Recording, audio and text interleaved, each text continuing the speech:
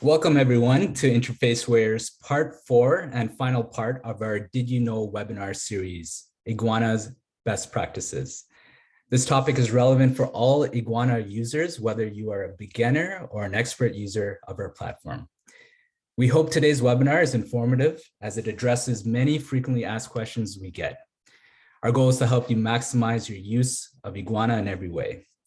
Some of today's highlights include taking a deeper dive into Iguana's full capabilities and the most suitable ways to install, configure, and maintain Iguana, learning how to apply some of our best practices to help improve your overall performance and security, and addressing some of our most frequent support inquiries to help solve your issues with minimal effort. My name is Prashant Sri, and I'm the Director of Product Marketing here at Interfaceware. In today's session, joining us, we also have two Interfaceware staff members, Natalie, a solutions engineer, and Abner from our customer solutions team, answering all of your questions live throughout this webinar. At any time, we encourage anyone to ask a question using the Q&A box located within your Zoom window. All types of questions are encouraged, and we'll do our best to respond in real time. Note, your questions can be about today's presentation or about any Iguana related questions you may have. Our presenter will also be doing a couple of anonymous polls throughout the presentation, trying to keep things interactive. So we encourage everyone to participate. As we normally do, we'll also be sending out a post-event recap email Monday morning. So look out for that in your inboxes with this video recording and some additional information. It is now my pleasure to welcome today's presenter, my colleague and our speaker today from our customer solutions team, Rega Raghunathan. And she's a technical support engineer here at Interfaceware, having joined us over a year and a half ago. She has a deep understanding of Iguana and works daily with many of our clients, assisting with ensuring Iguana is used in the best way possible. A few cool things I learned about Rega recently is that she is a foodie. She loves traveling and hiking. And she was also formally trained for over a decade in Bharatanatyam, which is a South Indian classical dance form. It is now my pleasure to welcome Rega today. Thanks, Prashant, for that introduction. Hi, everyone. Welcome and thank you all for taking time out of your day today to join us for the last part of Interfaceware's Did You Know webinar series. So today's webinar is going to be split into two main sections. During the first half, we'll be focusing on some of the best practices in Iguana administration and configuration. And during the second half, we'll be exploring some tips and tricks on developing interfaces. Both these topics will tie into the 5 main factors all users look for when building instances, and that includes performance, security, reliability, scalability, and maintenance. This will help you in optimizing the Iguana Go Live and post-production while also maintaining a fast and reliable interface.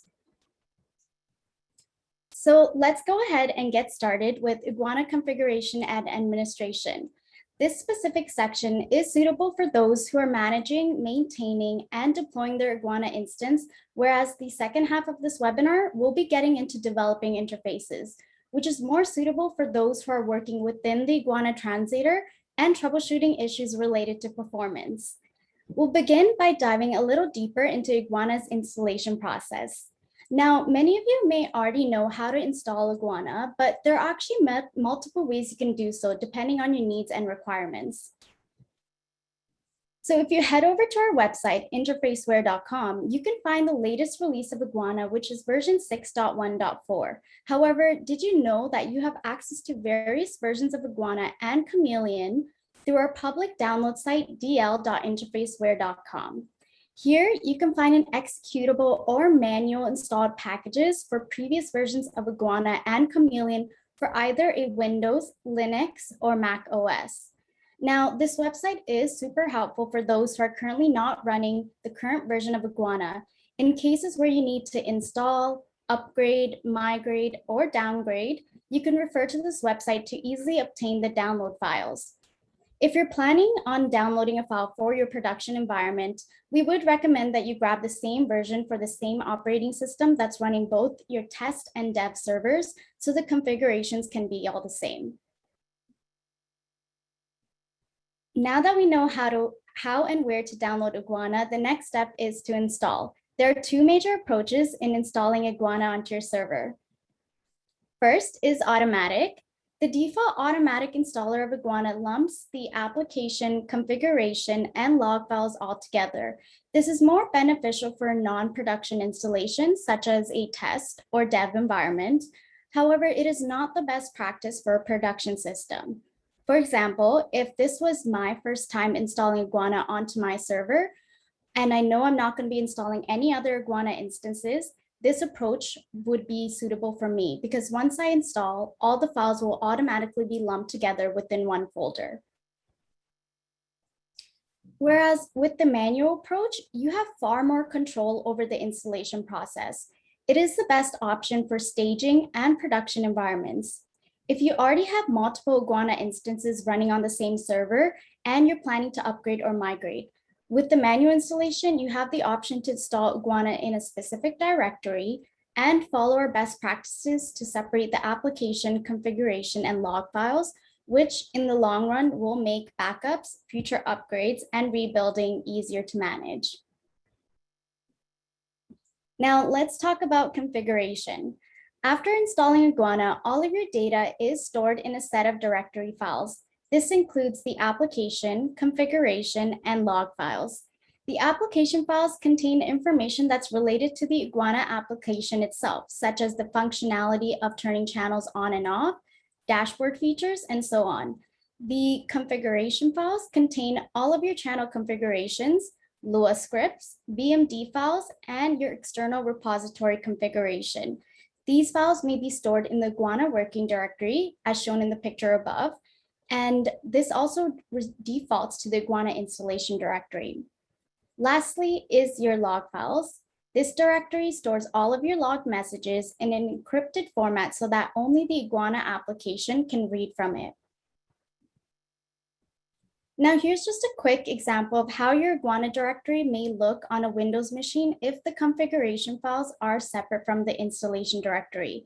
So in my working directory folder, I have all the configuration files such as the Iguana main repo, Iguana configuration repo, data, and so on. Whereas in the installation directory, we can find the Iguana executable file. In terms of benefits of separating configuration files, we always recommend all our customers to separate their working directory from their installation directory. Having these in a separate directory makes it easier for future upgrades and backups. If you're planning on upgrading your Iguana instance, you will only have to worry about backing up your working directory. Speaking of easier backups, did you know that installation files are disposable, meaning that you should be able to download a new version of Iguana and delete an old version without the slightest bit of worry of losing your configuration and log files if they are separated?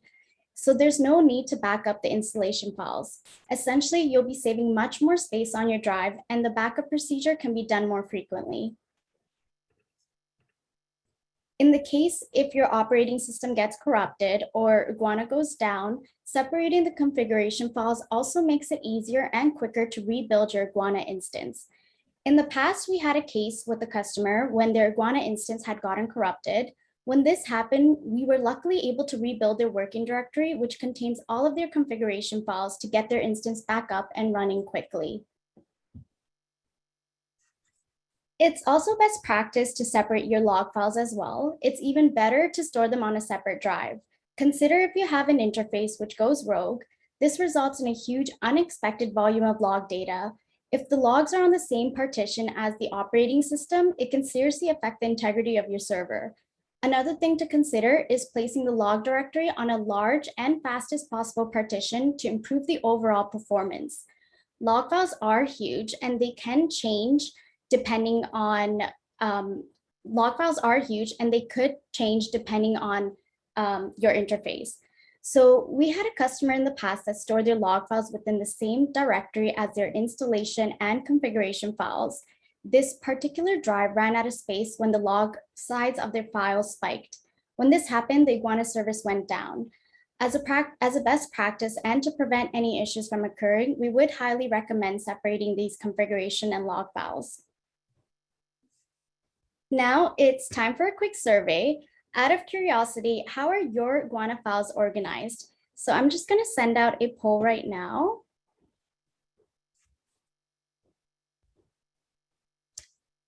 So if you notice that you have your Iguana main repo, Iguana configuration repo, all in the same directory as where the installation directory executable file is, that means that they are within the same folders. So I'll give it a couple more minutes.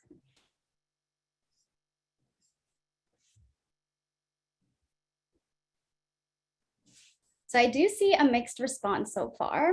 I'll give it a few more seconds.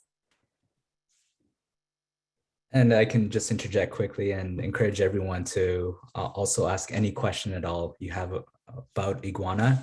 Just type it into the Q&A box, and Abner and Natalie will be more than happy to assist.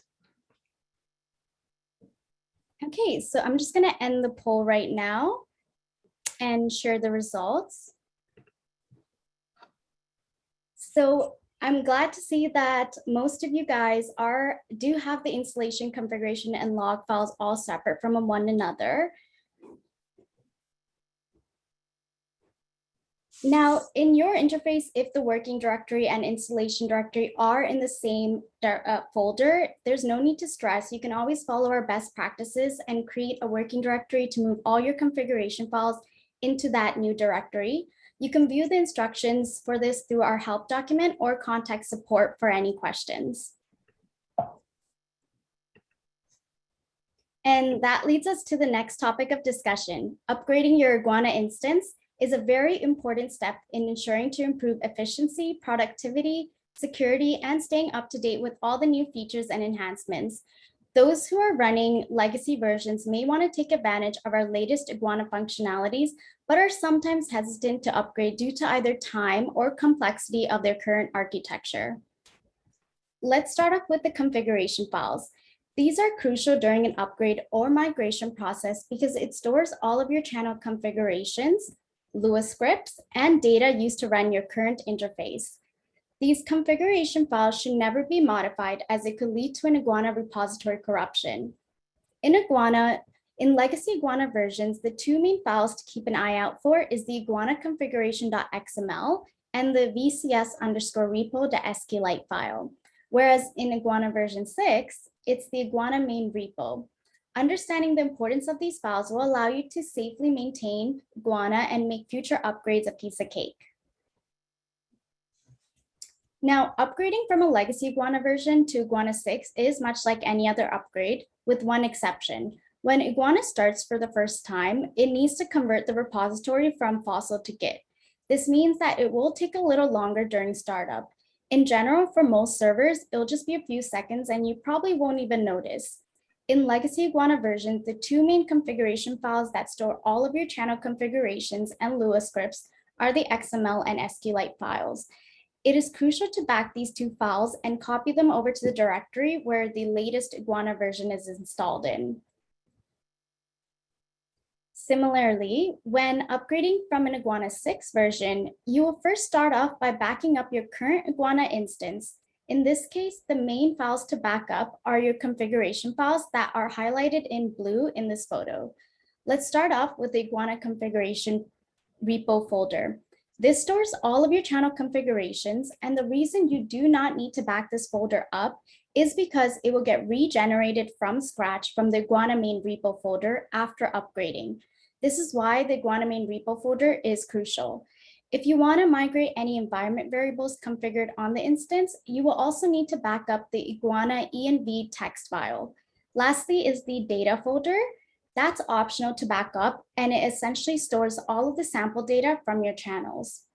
Any other database or VMD files that can also be backed up depending on your requirements. Now, if you're backing up the logs directory, keep in mind that it is important to not back up your index and meta folders found within the logs folder because it may potentially stop Iguana from functioning, since the backup process can put a lock on those files.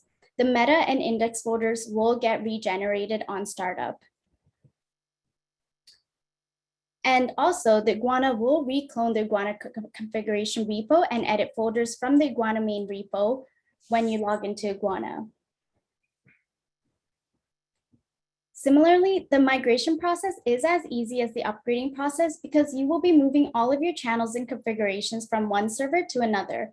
Depending on your organization's needs and requirements, there are two main approaches that can work best for you. That is either the Big Bang approach or stages approach. It's important to plan out the migration strategy so that you can prevent any issues from occurring. With the Big Bang approach, you migrate all of your interfaces at once to a new environment during a period of downtime. Throughout this process, the interface development are under a cold freeze until the migration is complete and goes live. So say, for example, I have an interface with around 20 channels, and I'm planning on using the Big Bang approach to migrate to a new environment. I'll start off by setting up a downtime date with my team to proceed with this process. Prior to this date, I will install Iguana onto my new server and transfer over my working directory, which consists of all my configuration files. Once the time to migrate approaches, I will stop my old server, start my new server, and turn on all of my channels. Any issues that may come up with the channels or configurations, I will have to troubleshoot during this period of downtime. With this approach, it is generally suitable for a migration of just a few channels or interfaces. It would also be less costly since you're only going to need to incur the maintenance cost of a single system, leading to a lower operating expense, and you're able to migrate all of your existing logs because there would be a period of downtime before going live. Now, from past support inquiries, some of the tips I can give after migrating is ensuring that you have the correct file paths to certain files, such as VMD files, plugins, databases, if you have that configured within your translator scripts or channel components. Additionally, checking host name, port numbers, and firewall changes are important as well. This will ensure a smooth transfer. The other approach that can be taken into consideration is the stages approach. In this case, you migrate interfaces in stages or chunks as opposed to all at once.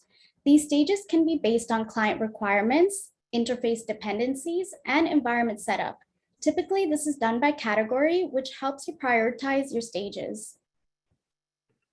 So another example, pretend I'm planning on migrating an instance with over 100 channels. I can choose a stages approach to divide this process into 4 groups, proceeding by complexity. First, I'll migrate new, recently configured channels because these channels have probably undergone recent changes and testings, so I know exactly how they work and it would be very easy for me to migrate. The second stage would include channels that do not have any dependencies on other feeds. This may include channels with LLP components and simplified translator scripts. The third stage would include anything that's obtaining data from one place to another, and this may have some less complex dependencies, such as connecting to databases, SFTP, HTTP, and so on. And the last stage will include the complex and code-heavy channels. This may cover channels that have a far more intense channel structure and configurations, such as connecting to a file server. This may take more time, effort, and resources to migrate. So with the stages approach, it is suitable for separating new and old interfaces with different message types, such as HL7, FHIR, or application type groups. This method is less risky as well because changes and fixes can be made during the whole process if required. Adding to that, you'll also experience minimal downtime since you're able to keep your legacy and new interface running in parallel until the migration is complete. Also, if you are planning on migrating using the stages approach, one quick tip is that you can take advantage of our channel group option found in our Iguana settings to organize your channels. It's very useful if you have a large number of channels and you want to group them according to your preference prior to migrating. Now that we fully understand Iguana's installation, upgrade, migration process, you may wonder how you can transfer your channels from one server to another. Iguana now commits all of the channel's assets into source control, not just translator scripts. This includes channel configurations, scripts, external resources such as VMDs. When we export a channel, this all gets packed together, including the sample data. One common way to facilitate the channel import and export process in Iguana is to store your channels through repositories. Utilizing repositories in Iguana is a great way to share code, backup channels, and deploy your channels to different environments, such as from development to test to production. There are two types of repositories you can set up: a local or shared repository and a Git repository. You can use repositories hosted in local directories on your machine to store Iguana channels. Similarly, you can also create a local directory on a shared drive. This is useful for sharing code and projects with multiple developers. A popular choice with working with Git is via cloud-based repositories from companies like Bitbucket and GitHub.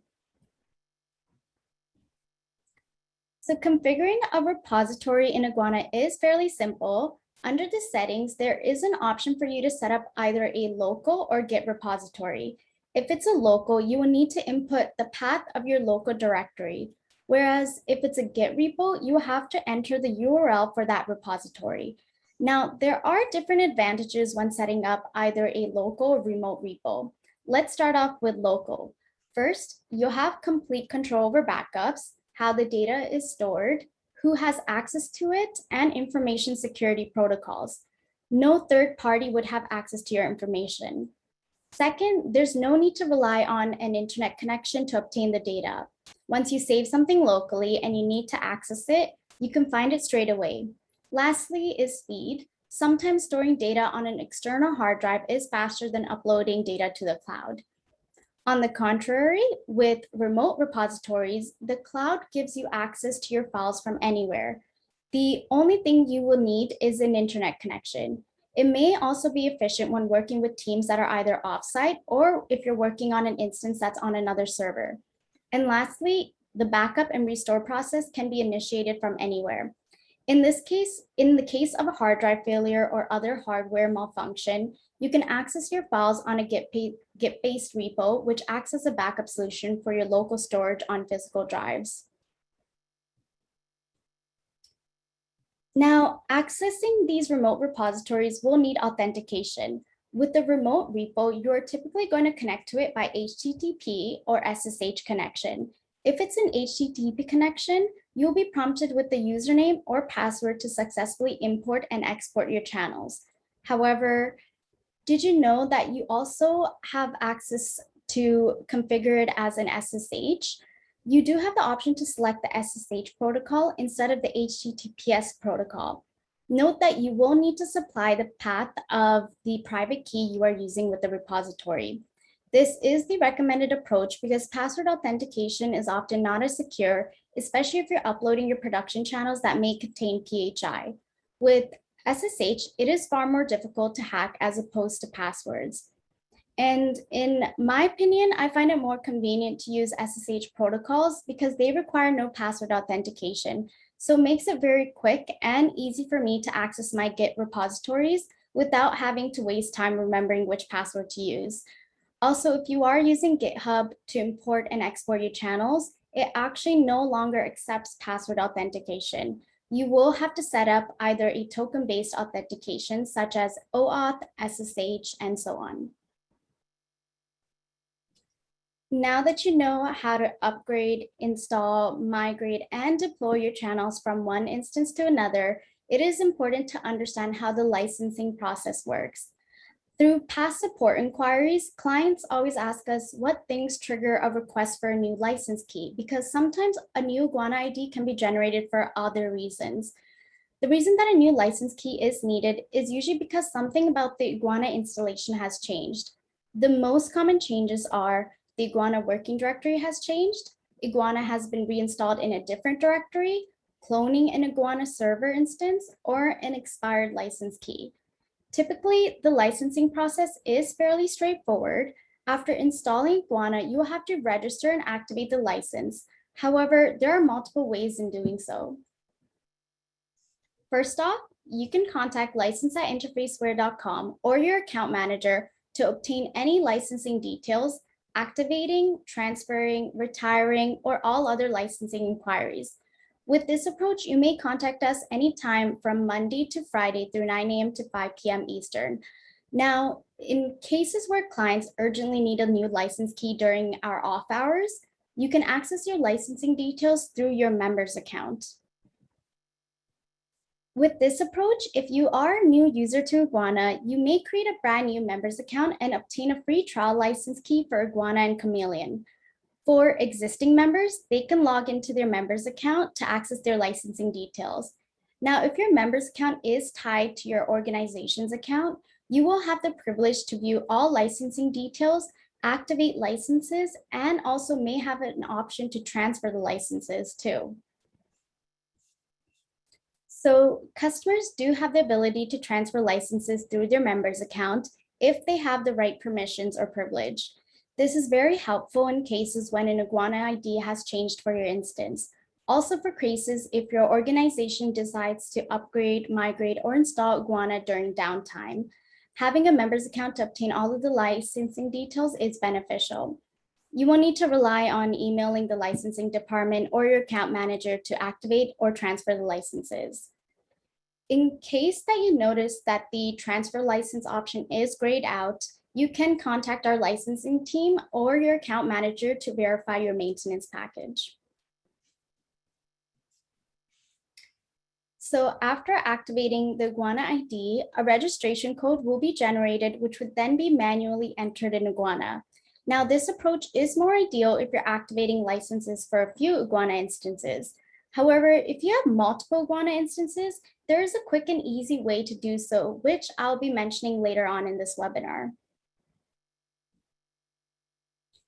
So continuing with the Iguana administration and configuration, let's now get into some debugging and troubleshooting methods that can be useful for you.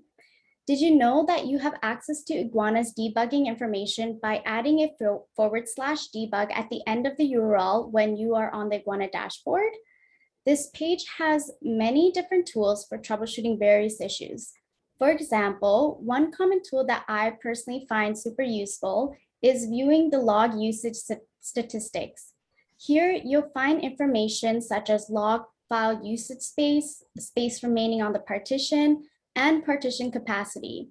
This is very helpful in situations if you ever receive a red box error message indicating that the queue index commit system has failed and all your channels stopped, because in most cases, the root cause is due to your log files. It's also useful if you want to monitor your log directory and ensure that it has enough space for your log files because log files can be large and there may be spikes in message throughput.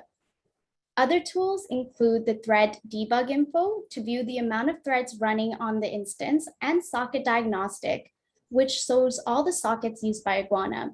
This is very useful in situations where you experience the too many sockets error, because you can view the amount of sockets that are being used by Iguana and check if you are properly opening and closing them. Next is the server columns. If you hover over to the left of your Iguana dashboard, you can view a list of channel and server columns. This panel provides a table of information designed to give you instant access to server management tasks. By default, some of these options are hidden. If you select them, you can view various information such as CPU usage, memory, message processing rates, and so on. These tools will help you troubleshoot and view information about your current interface.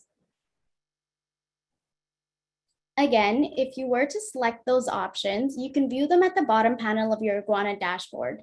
Another cool selection is enabling channel info from the server columns. Here, when you click properties, you will see a list of all of your channels on your current interface. You can choose to have these channels always start automatically in situations when you log back into the server after the instance has been restarted, or when you re-import this channel from a repository. You can also specify the logging level for this channel to either display normal log entries, errors only, or debugging messages. Now, that concludes the first half of the webinar where we discussed Iguana administration and configuration. Let's have a quick recap and tie it back to the 5 main factors we highlighted in the beginning. We learned that there are multiple ways to download, install, migrate, and license your Iguana instance, and it all depends on the complexity of your interface and architecture. Understanding the importance of the configuration files will help make your upgrade or migration process much more easier because you don't have to waste time worrying about files that don't need to be backed up. Now, in terms of deploying your channels from one instance to another, repositories can help link them in a smooth and efficient way. And it's a great method to share code modules and back up your channels.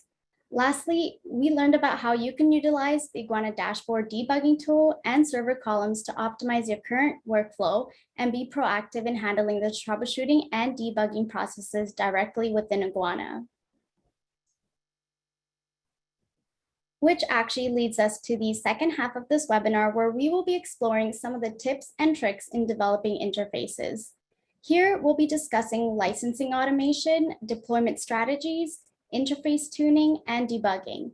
This will help you design your channels and leverage Iguana to provide the most optimal and quickest way to go live. Starting off with the licensing process. Now that we know how to activate and transfer licenses manually, did you know that you can automatically activate, transfer, or obtain licensing details for any of your instances through our license API? Here are some of the advantages for this approach. This is very useful for cases when you are running multiple Iguana servers and their licenses need to be activated or transferred. Automating this process can improve efficiency and save lots of time for your organization. Also, it's beneficial for those who are working offsite to monitor licenses for their Iguana instance. For example, in a case where an Iguana server were to go down and you need to get it back up and running, you can easily use a license API to activate a secondary or redundant service. Now, here's just a quick example how you can programmatically access licenses. Through a combination of RESTful API calls, you'll be able to obtain all of your licensing details. The first step to accessing all of the license API functionalities is to generate an authorization token. This session token will be used with the rest of your license API calls as JSON. The parameters that are required to generate the session token is your login username and password from your member's account. Once the JSON response has been parsed, you can obtain the session token. Now, the following slides will show you some examples of how you can use the license API functionalities. In this example, you are able to get a full list of your available license codes from your account. Instead of providing the login credentials from your member's account, you will only need to apply the authorization token shown from the previous slide. It will then return a list of licenses in a JSON response.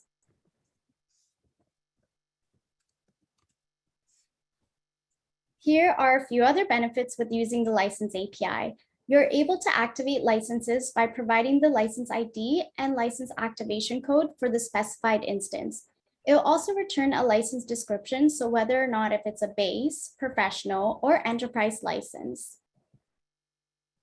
You can transfer licenses from one instance to another by providing the current and new Iguana ID. And you can apply a license code to an Iguana instance by providing the license key. So in most of these calls, you will only need to include the authorization token and the Iguana ID if needed.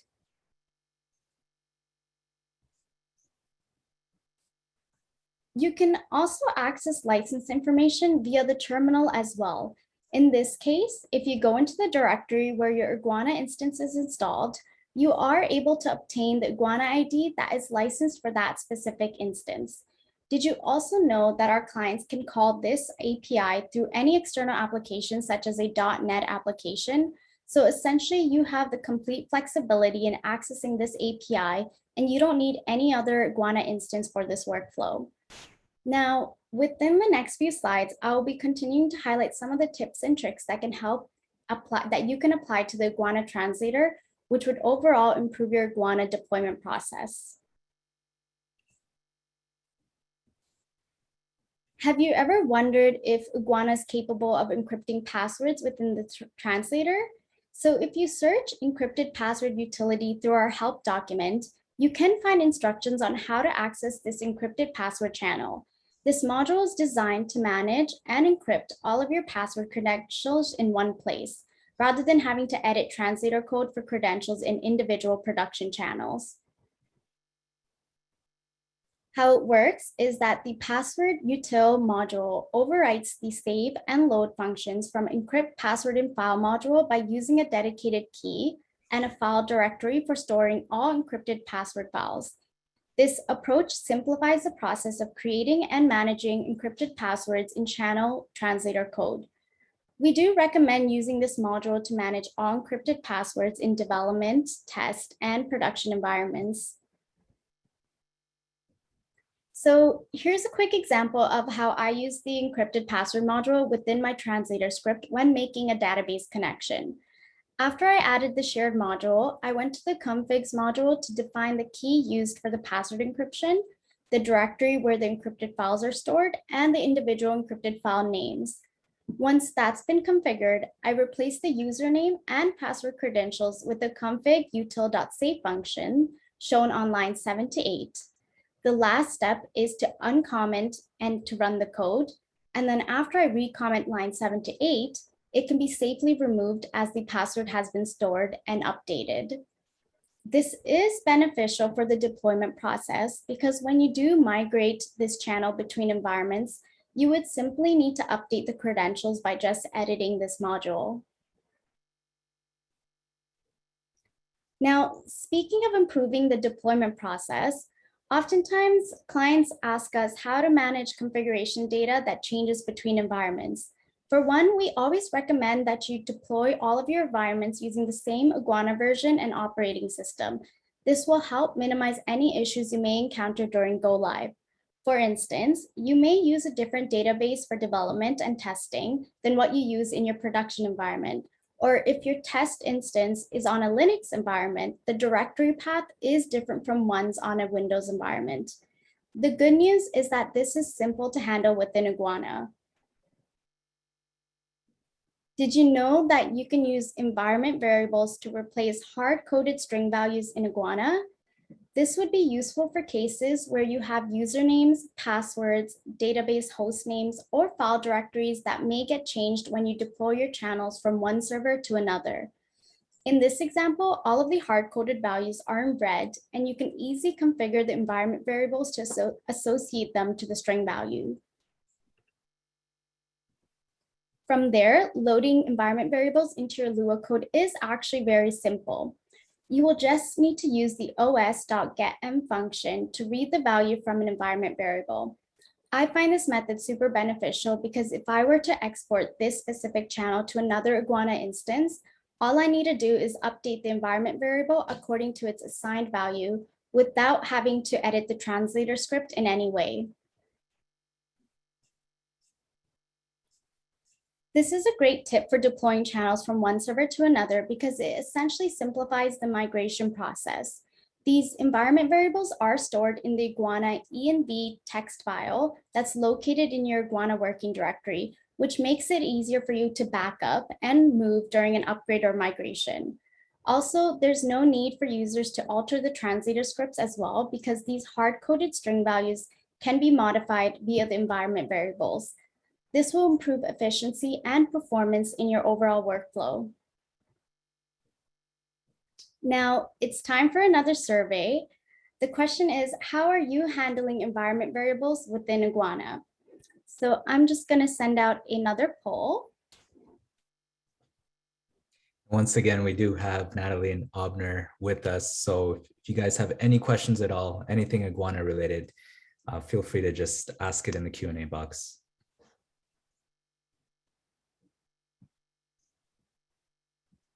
Great, so I'll just give it a couple more seconds as the answers are coming in.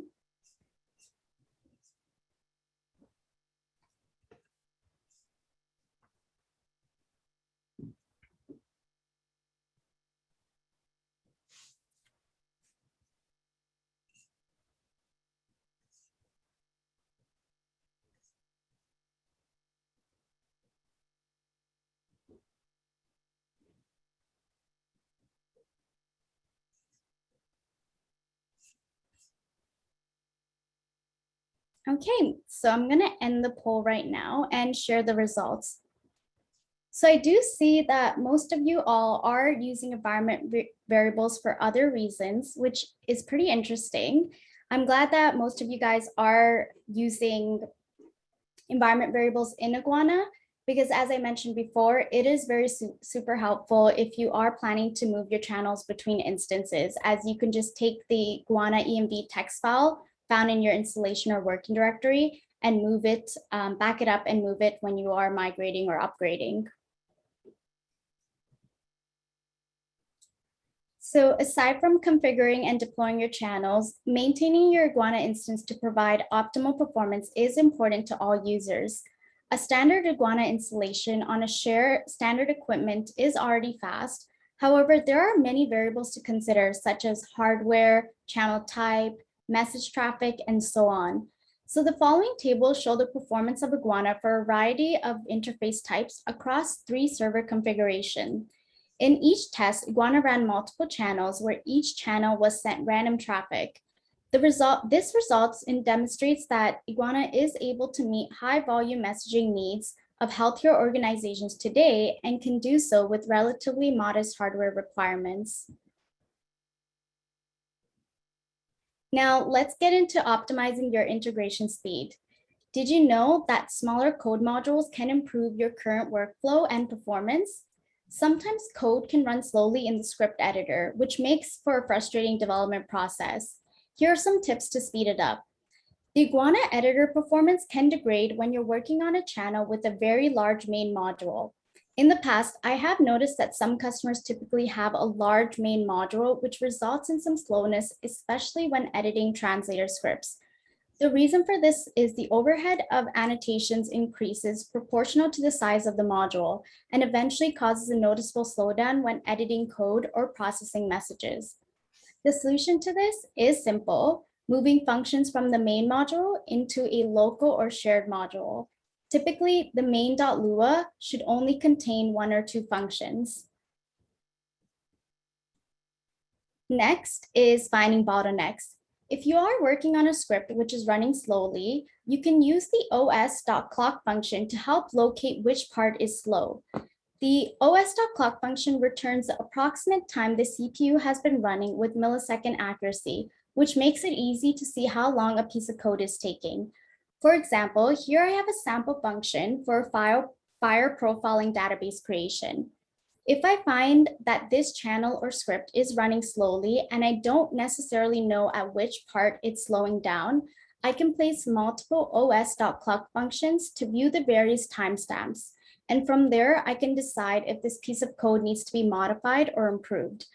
You can also adapt this technique for optimizing live code by logging the time instead, as shown in this image with the iguana.log debug function.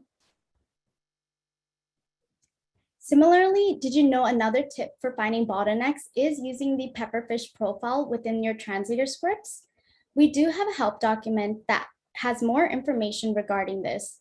Once you have copied the pepperfish profile code into a new shared module like pepperfish, you can add a require statement at the top of your translator script to access the module. This profile has 2 modes, time and call. The time mode tracks the amount of time the code takes to execute. The call mode tracks the number of calls to functions within the code. So here I'm using the same function as I did in the previous slide, but instead I'm calling the pepperfish profile. I can specify where to start and stop this section of code to be profiled, and the results are then stored in a file called profile.txt, which can be changed. This will essentially help you profile the performance of your scripts. The last bottleneck tip we are going to discuss is pipelining by batching messages. If you are running high volume data center, pipelining or batching data from several messages together into a single transaction will improve your performance. This method is beneficial as it could dramatically speed up writing to databases, and it's also useful for web services as it reduces disk writes and connection overheads. Iguana processes messages extremely fast. The bottleneck is actually saving data to external resources. Let's think about a database transaction. If you were to insert 100 rows in one transaction, you'll definitely get a better performance than if you were to do 100 individual transactions. Here's an example of how you can use this method in Iguana. If you're processing large files containing hundreds of HL7 transactions, you can configure a channel with a from translator, enable filter to translator to implement this workflow. So in the from translator component of your channel, you can use Lua file handling APIs and methods to break the incoming files into chunks of 100 messages and enqueue these blocks. In the filter component, you can break those chunks of 100 messages into individual messages. Here, you can also parse each message and map out the data into a single set of database tables. In the to translator component, you could do one call and use the merge function to commit all of the data mapped from 100 messages in a single database transaction. This has the potential to give you a much faster throughput for a large amount of batched HL7 data. Now, this overall workflow is an example for working with databases, but remember that the same principles would apply when saving data to other targets, such as an FTP, HTTP, disk files, and so on. Now, the last section of how to optimize Iguana's performance is troubleshooting and avoiding memory leaks within Iguana. Occasionally, we do receive Iguana memory leak support inquiries. We're going to discuss some of the strategies that can help you to isolate and troubleshoot this issue. Memory usage should not be increasing. Lua is typically good at managing memory. It has its own garbage collector to match memory as the Lua scripts are being run. If you're experiencing memory leaks in any of your channels, the first thing to check is if your code is using any global variables. Unintentional global variables may cause memory leaks, leading to performance issues. As a best practice, we do recommend that these global variables should be declared as local variables. Another way to avoid memory leaks is to use a persistent database connection. A persistent database connection is a single connection that is used for all database queries. If you don't have a persistent database connection, it may lead to memory leaks because if there are numerous database connections being opened and closed, and there are a large amount of connections being established, the server may not be getting enough time to close the previous connection before a new connection request is made. So for more information about how you can create a persistent database connection, you can refer to our help document or reach out to support. Now, in terms of troubleshooting memory leaks within Iguana or Lua, we do have a function called collect garbage function, which allows you to measure how much memory is utilized by your script. You're able to add this either as an informational log message or a debug log message.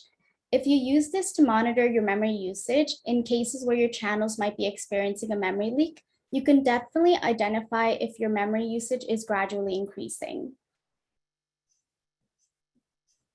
And lastly, did you know that we also have a checkmemory.lua module written by one of my colleagues to check if a channel is leaking memory over time? Once you insert this module into your shared folder and add a require statement at the top of your translator script, you can call the check memory function within your main function. The memory usage will be logged and an error will be thrown if a channel is leaking. Now, that leads us to the end of the second section, developing interfaces. Let's highlight what we spoke about. There is flexibility with how you can obtain or activate your licenses for your instance, depending on the complexity of your architecture. If you have several instances, it may be better to use the license API to automate the license process. Whereas if you have a few instances, you can contact our licensing team or access those details through your member's account. In terms of making improvements within your translator, you can enhance your current workflow by incorporating the encrypted password module and environment variables. This will help you leverage your Iguana to a smoother and more comprehensive method when moving interfaces between servers. Performance tuning is also another important factor because it's a simple procedure for all users to take to improve their integration speed. To identify which code is slow, you can use the os.clock function. To minimize time and improve performance, you can pipeline your components and avoid memory leaks. Optimizing performance is key for all integration, and taking this all into consideration will help you create better design and improve your overall workflow. And finally, that does lead us to the end of the Did You Know webinar series. Now, many of you may come from different types of workplaces, differing in size and complexity of environments. Your needs are going to determine what is right for you. So in this session, we did speak about Iguana's installation, migration, upgrade process, and how users can find the most suitable way to safely maintain their Iguana. We also highlighted some of the deployment best practices that can help you optimize your go live. And lastly, we touched upon how you can improve your integration speed and overall workflow. So I want to thank everyone once again for joining us today, and I hope you all were able to learn something new about Iguana. If you have any questions related to this webinar, feel free to reach out to our support team and we will be happy to help. Thanks, Rega, for that insightful presentation. I know everyone present learned a lot here today. This actually concludes our 4-part Did You Know webinar series that was actually started last year. And from what we can see, a lot of you have been to each of them. So each of these webinars has a lot of information packed into them. And you can always revisit any of our webinars by going and subscribing to our YouTube page. So all you have to do is just type in Interfaceware on YouTube and you'll be able to subscribe. And if you can subscribe, you'll be notified for any of our future videos as well. There will be a video, there will be an email sent out to each of you that have attended today. So keep an eye out for that from Monday morning. There'll be resources, a recap, and this video as well for any information that you want to just go over again. We will be hosting more webinars and events in the coming months. And so we're excited to share those details with each of you very soon.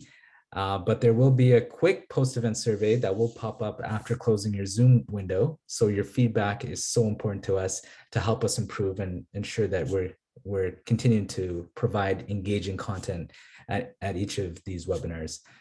And finally, on behalf of everyone at Interfaceware, we hope you and your families continue to stay safe and healthy during this time. Thank you very much.